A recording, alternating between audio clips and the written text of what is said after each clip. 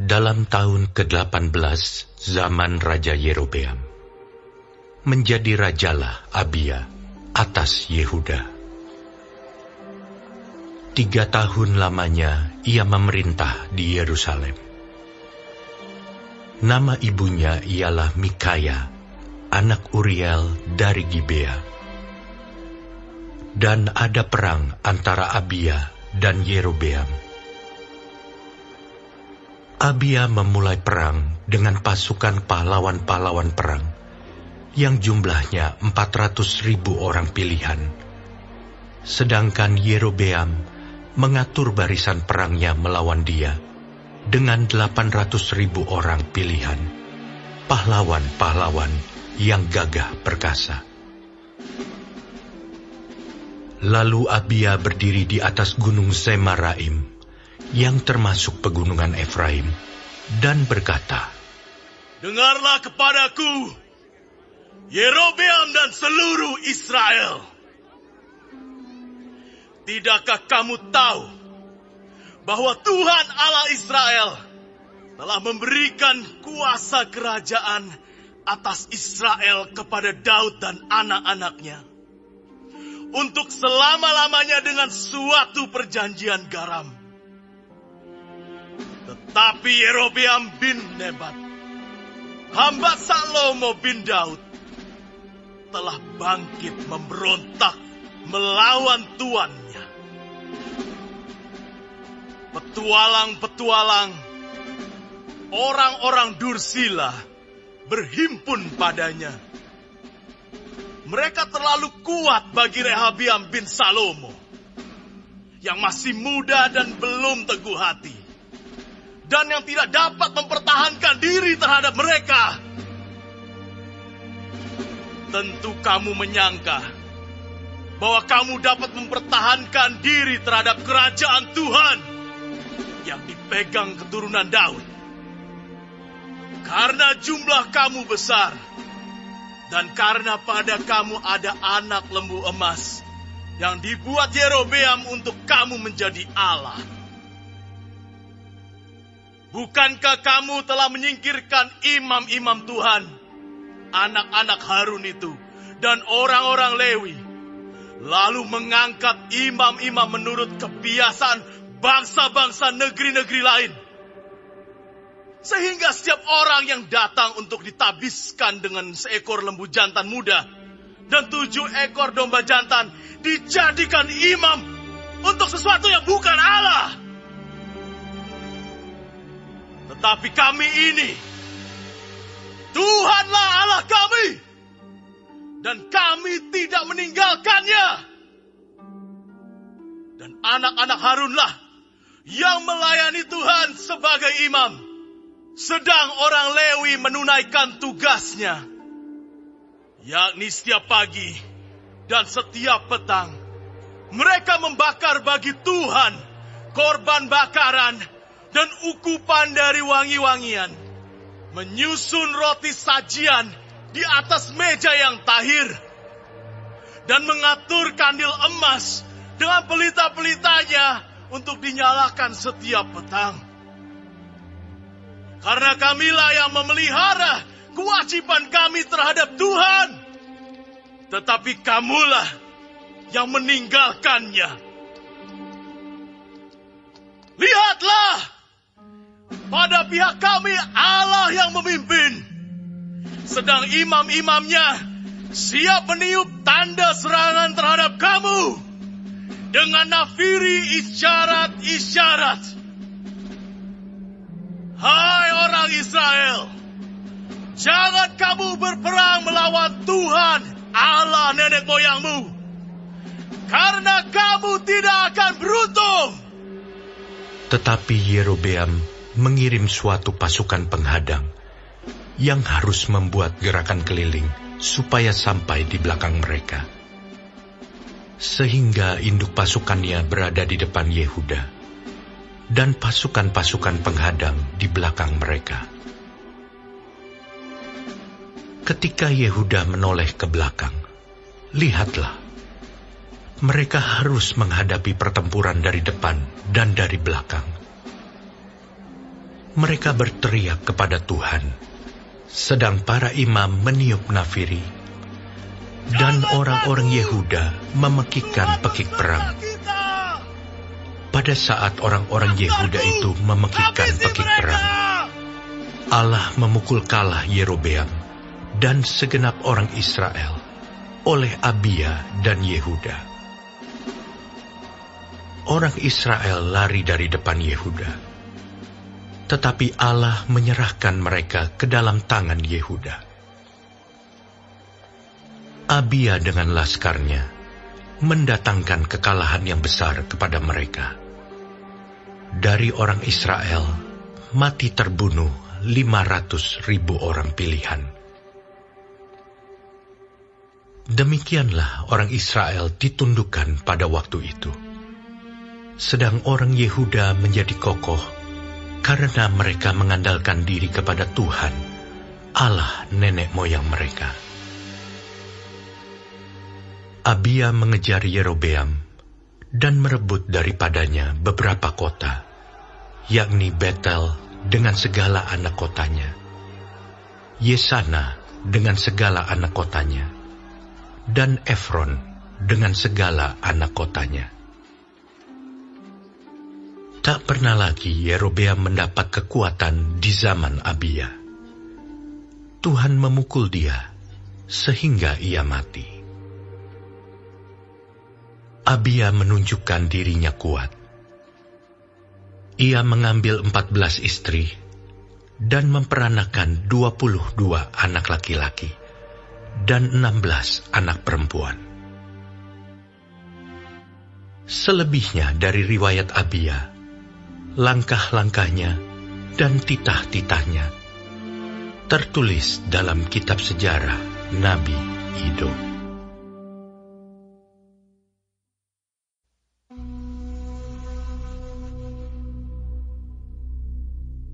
Mazmur Daud ketika ia lari dari Absalom anaknya. Ya Tuhan, betapa banyaknya lawanku. Banyak orang yang bangkit menyerang aku.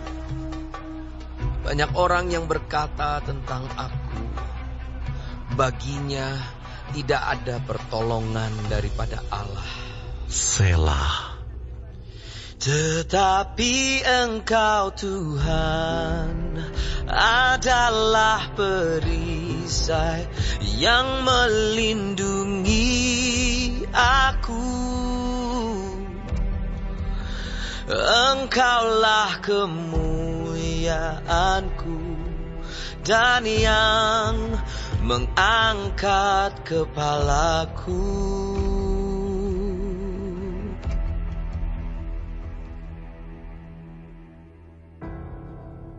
Dengan nyaring aku berseru kepada Tuhan, dan Ia menjawab aku dari gunungnya yang kudus. Selah. Aku membaringkan diri, lalu tidur. Aku bangun, sebab Tuhan menopang aku.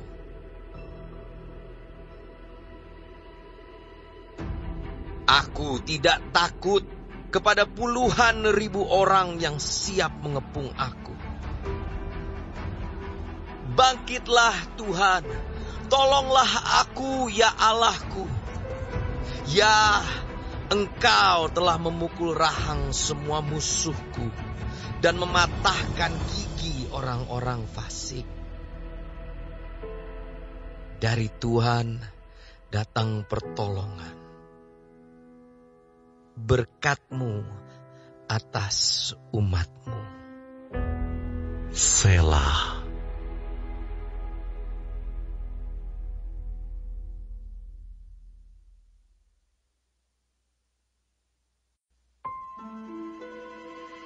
Kemana perginya kekasih-Mu, hai jelita di antara wanita? Ke jurusan manakah kekasih-Mu pergi, supaya kami mencarinya beserta-Mu? Kekasihku telah turun ke kebunnya, ke bedeng rempah-rempah untuk mengembalakan domba dalam kebun dan memetik bunga bakung.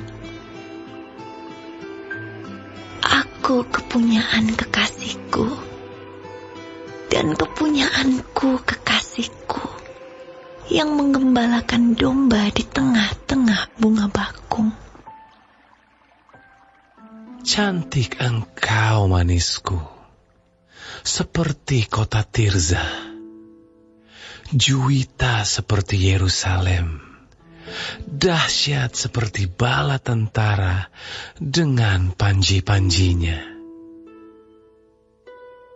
Palingkanlah matamu daripadaku, sebab aku menjadi bingung karenanya. Rambutmu bagaikan kawanan kambing yang bergelombang turun dari Gilead. Gigimu bagaikan kawanan domba yang keluar dari tempat pembasuhan, yang beranak kembar semuanya, yang tak beranak tak ada. Bagaikan belahan buah delima pelipismu di balik telekungmu. Permaisuri ada 60, selir ada 80, dan darah-darah tak terbilang banyaknya. Tetapi dialah satu-satunya merpatiku, idam-idamanku, satu-satunya anak ibunya, anak kesayangan bagi yang melahirkannya. Putri-putri melihatnya dan menyebutnya bahagia. Permaisuri-permaisuri dan selir-selir memujinya. Siapakah dia yang muncul laksana fajar mereka? Indah bagaikan bulan purnama, bercahaya bagaikan surya. Dahsyat seperti bala tentara dengan panji-panjinya. Ke kebun kenari aku turun melihat kuntum-kuntum di lembah. Melihat apakah pohon anggur berkuncup dan pohon-pohon delima berbunga. Tak sadar diri aku. Kerinduanku menempatkan aku di atas kereta orang bangsawan. Kembalilah, ya gadis sulam. Kembalilah, supaya kami dapat melihat engkau. Mengapa kamu senang melihat gadis sulam itu, seperti melihat tari-tarian perang?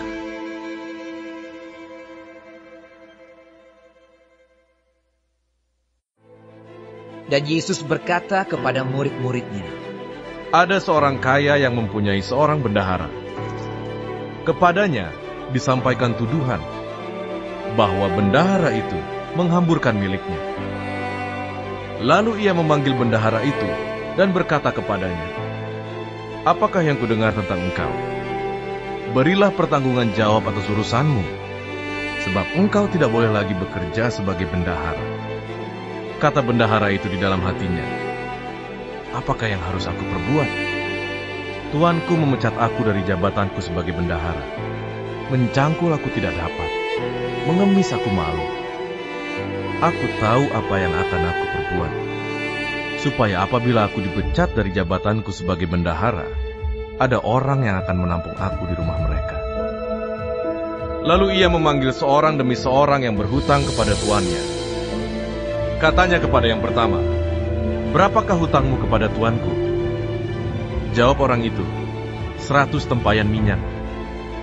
Lalu katanya kepada orang itu, inilah surat hutangmu. Duduklah dan buat surat hutang lain sekarang juga, 50 tempayan. Kemudian ia berkata kepada yang kedua, dan berapakah hutangmu? Jawab orang itu, 100 pikul gandum. Katanya kepada orang itu, inilah surat hutangmu, buatlah surat hutang lain, 80 pikul. Lalu tuan itu memuji bendahara yang tidak jujur itu, karena ia telah bertindak dengan cerdik. Sebab anak-anak dunia ini lebih cerdik terhadap sesamanya daripada anak-anak terang. Dan aku berkata kepadamu, ikatlah persahabatan dengan mempergunakan mamon yang tidak jujur, supaya jika mamon itu tidak dapat menolong lagi, kamu diterima di dalam kemah abadi. Barang siapa setia dalam perkara-perkara kecil, ia setia juga dalam perkara-perkara besar. Dan barang siapa tidak benar dalam perkara-perkara kecil, ia tidak benar juga dalam perkara-perkara besar. Jadi, jikalau kamu tidak setia dalam hal mamon yang tidak jujur, siapakah yang akan mempercayakan kepadamu harta yang sesungguhnya? Dan jikalau kamu tidak setia dalam harta orang lain, siapakah yang akan menyerahkan hartamu sendiri kepadamu? Seorang hamba tidak dapat mengabdi kepada dua tuan. Karena jika demikian, ia akan membenci yang seorang dan mengasihi yang lain. Atau ia akan setia kepada yang seorang dan tidak mengindahkan yang lain. Kamu tidak dapat mengabdi kepada Allah dan kepada Mamon. Semuanya itu didengar oleh orang-orang Farisi, hamba-hamba uang itu, dan mereka mencemoohkan dia. Lalu ia berkata kepada mereka, kamu membenarkan diri di hadapan orang, tetapi Allah mengetahui hatimu. Sebab apa yang dikagumi manusia, dibenci oleh Allah. Hukum Taurat dan kitab para nabi berlaku sampai kepada zaman Yohanes. Dan sejak waktu itu, kerajaan Allah diberitakan, dan setiap orang menggagahinya berebut memasukinya. Lebih mudah langit dan bumi lenyap daripada satu titik dari hukum Taurat batal.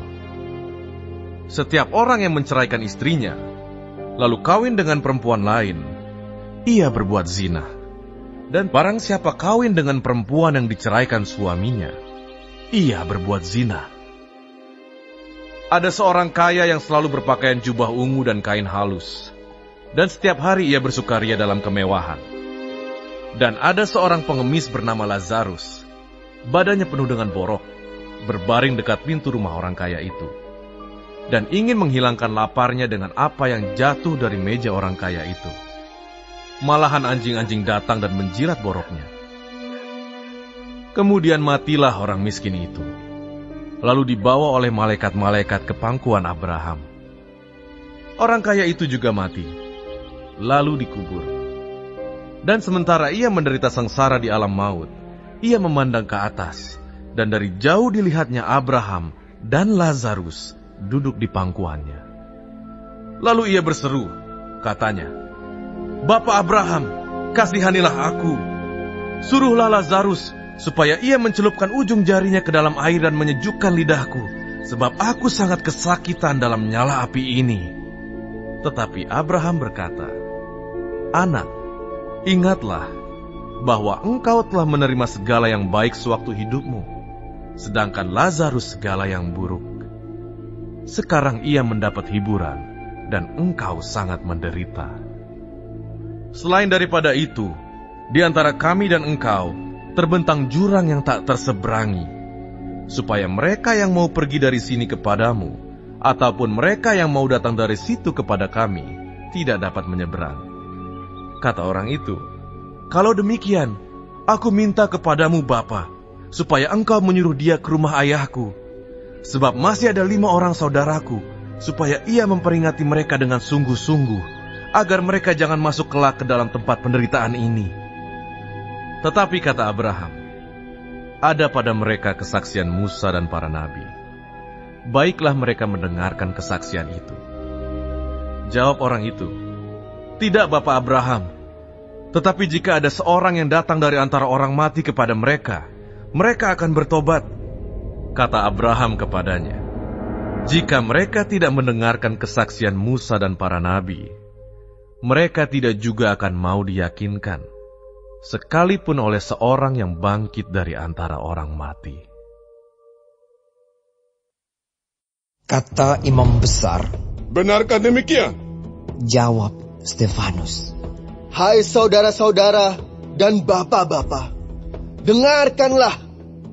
Allah yang maha mulia telah menampakkan dirinya kepada bapa leluhur kita Abraham ketika ia masih di Mesopotamia sebelum ia menetap di Haran, dan berfirman kepadanya, keluarlah dari negerimu dan dari sanak saudaramu dan pergilah ke negeri yang akan kutunjukkan kepadamu.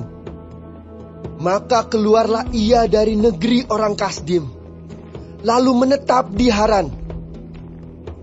Dan setelah ayahnya meninggal, Allah menyuruh dia pindah dari situ ke tanah ini, tempat kamu diam sekarang. Dan di situ Allah tidak memberikan milik pusaka kepadanya, bahkan setapak tanah pun tidak. Tetapi ia berjanji akan memberikan tanah itu kepadanya, menjadi kepunyaannya dan kepunyaan keturunannya. Walaupun pada waktu itu ia tidak mempunyai anak. Beginilah firman Allah, yaitu bahwa keturunannya akan menjadi pendatang di negeri asing, dan bahwa mereka akan diperbudak dan dianiaya 400 tahun lamanya. Tetapi bangsa yang akan memperbudak mereka itu akan kuhukum, firman Allah. Dan sesudah itu mereka akan keluar dari situ dan beribadah kepadaku di tempat ini. Lalu Allah memberikan kepadanya perjanjian sunat. Dan demikianlah Abraham memperanakan Ishak, lalu menyunatkannya pada hari yang ke-8. Dan Ishak memperanakan Yakub, dan Yakub memperanakan ke-12 bapa leluhur kita. Karena iri hati, bapa-bapa leluhur kita menjual Yusuf ke tanah Mesir, tetapi Allah menyertai dia dan melepaskannya dari segala penindasan, serta menganugerahkan kepadanya kasih karunia dan hikmat ketika ia menghadap Firaun, raja Mesir. Firaun mengangkatnya menjadi kuasa atas tanah Mesir dan atas seluruh istananya. Maka datanglah bahaya kelaparan menimpa seluruh tanah Mesir dan tanah Kanaan, serta penderitaan yang besar, sehingga nenek moyang kita tidak mendapat makanan. Tetapi ketika Yakub mendengar bahwa di tanah Mesir ada gandum, ia menyuruh nenek moyang kita ke sana. Itulah kunjungan mereka yang pertama. Pada kunjungan mereka yang kedua, Yusuf memperkenalkan dirinya kepada saudara-saudaranya. Lalu ketahuanlah asal-usul Yusuf kepada Firaun.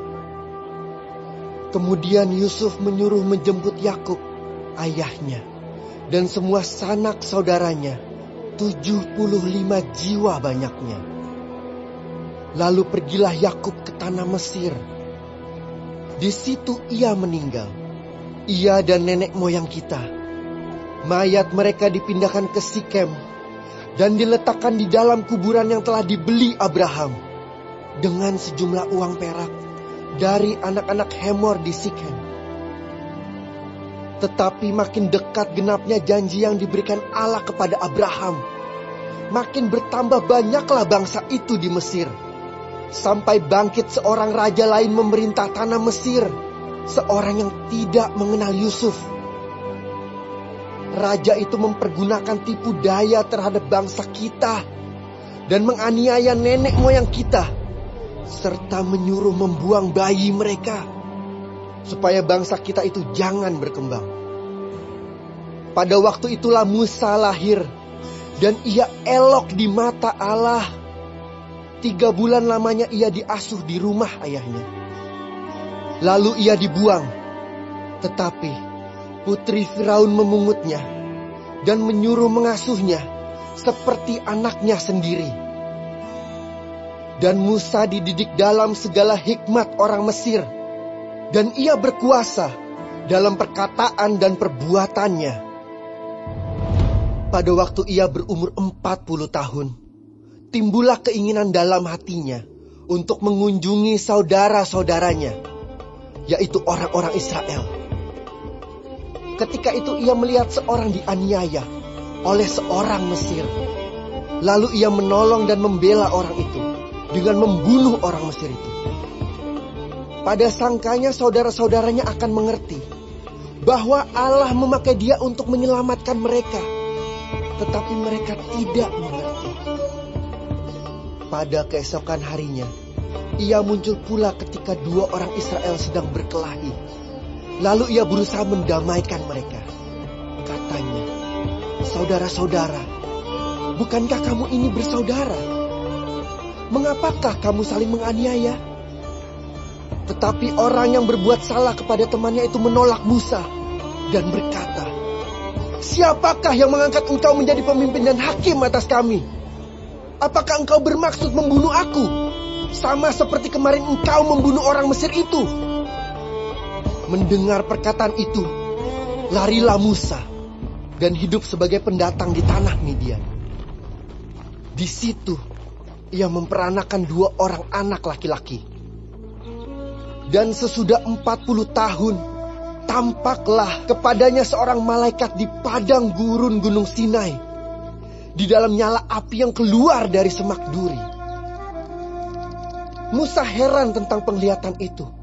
Dan ketika ia pergi ke situ untuk melihatnya dari dekat, datanglah suara Tuhan kepadanya.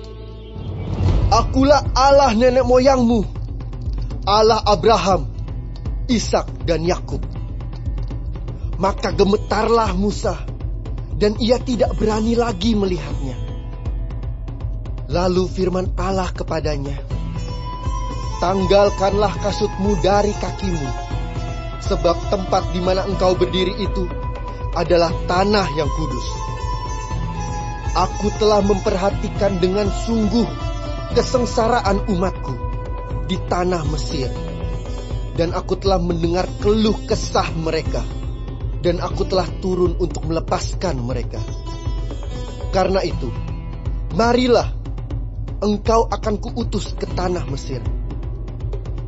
Musa ini yang telah mereka tolak dengan mengatakan, "Siapakah yang mengangkat engkau menjadi pemimpin dan hakim?" Musa ini juga telah diutus oleh Allah sebagai pemimpin dan penyelamat oleh malaikat yang telah menampakkan diri kepadanya di semak duri itu. Dialah yang membawa mereka keluar dengan mengadakan mujizat-mujizat dan tanda-tanda di tanah Mesir, di Laut Merah, dan di padang gurun 40 tahun lamanya. Musa ini pula lah yang berkata kepada orang Israel, "Seorang nabi seperti aku ini akan dibangkitkan Allah bagimu dari antara saudara-saudaramu." Musa inilah yang menjadi pengantara dalam sidang jemaah di padang gurun, di antara malaikat yang berfirman kepadanya di Gunung Sinai dan nenek moyang kita. Dan dialah yang menerima firman-firman yang hidup untuk menyampaikannya kepada kamu. Tetapi nenek moyang kita tidak mau taat kepadanya. Malahan mereka menolaknya. Dalam hati, mereka ingin kembali ke tanah Mesir. Kepada Harun, mereka berkata, "Buatlah untuk kami beberapa Allah yang akan berjalan di depan kami. Sebab Musa ini yang telah memimpin kami keluar dari tanah Mesir. Kami tidak tahu apa yang telah terjadi dengan dia." Lalu pada waktu itu, mereka membuat sebuah anak lembu dan mempersembahkan persembahan kepada berhala itu. Dan mereka bersuka cita tentang apa yang dibuat sendiri oleh mereka. Maka berpalinglah Allah dari mereka dan membiarkan mereka beribadah kepada bala tentara langit, seperti yang tertulis dalam kitab nabi-nabi. "Apakah kamu mempersembahkan kepadaku korban sembelihan dan persembahan selama 40 tahun di padang gurun itu, hai kaum Israel? Tidak pernah. Malahan kamu mengusung kemah Moloch dan bintang dewa Refan. Patung-patung yang kamu buat itu untuk disembah. Maka aku akan membawa kamu ke dalam pembuangan sampai di seberang sana Babel." Kemah kesaksian ada pada nenek moyang kita di padang gurun, seperti yang diperintahkan Allah kepada Musa untuk membuatnya menurut contoh yang telah dilihatnya. Kemah itu yang diterima nenek moyang kita, dan yang dengan pimpinan Yosua dibawa masuk ke tanah ini, yaitu waktu tanah ini direbut dari bangsa-bangsa lain, yang dihalau Allah dari depan nenek moyang kita. Demikianlah sampai kepada zaman Daud. Daud telah mendapat kasih karunia di hadapan Allah, dan ia memohon supaya ia diperkenankan untuk mendirikan suatu tempat kediaman bagi Allah Yakub. Tetapi Salomo lah yang mendirikan sebuah rumah untuk Allah. Tetapi yang Maha Tinggi tidak diam di dalam apa yang dibuat oleh tangan manusia, seperti yang dikatakan oleh Nabi. Langit adalah tahtaku, dan bumi adalah tumpuan kakiku. Rumah apakah yang akan kamu dirikan bagiku? Demikian firman Tuhan. Tempat apakah yang akan menjadi perhentianku? Bukankah tanganku sendiri yang membuat semuanya ini? Hai orang-orang yang keras kepala dan yang tidak bersunat hati dan telinga, kamu selalu menentang Roh Kudus, sama seperti nenek moyangmu, demikian juga kamu. Siapakah dari nabi-nabi yang tidak dianiaya oleh nenek moyangmu? Bahkan mereka membunuh orang-orang yang lebih dahulu memberitakan tentang kedatangan orang benar, yang sekarang telah kamu hianati dan kamu bunuh. Kamu telah menerima hukum Taurat yang disampaikan oleh malaikat-malaikat, akan tetapi kamu tidak menurutinya. Ketika anggota-anggota Mahkamah Agama itu mendengar semuanya itu, sangat tertusuk hati mereka. Maka mereka menyambutnya dengan gertakan gigi. Tetapi Stefanus yang penuh dengan Roh Kudus menatap ke langit, lalu melihat kemuliaan Allah dan Yesus berdiri di sebelah kanan Allah. Lalu katanya, sungguh aku melihat langit terbuka dan Anak Manusia berdiri di sebelah kanan Allah. Maka teriaklah mereka, dan sambil menutup telinga serentak menyerbu dia. Mereka menyeret dia keluar kota, lalu melemparinya.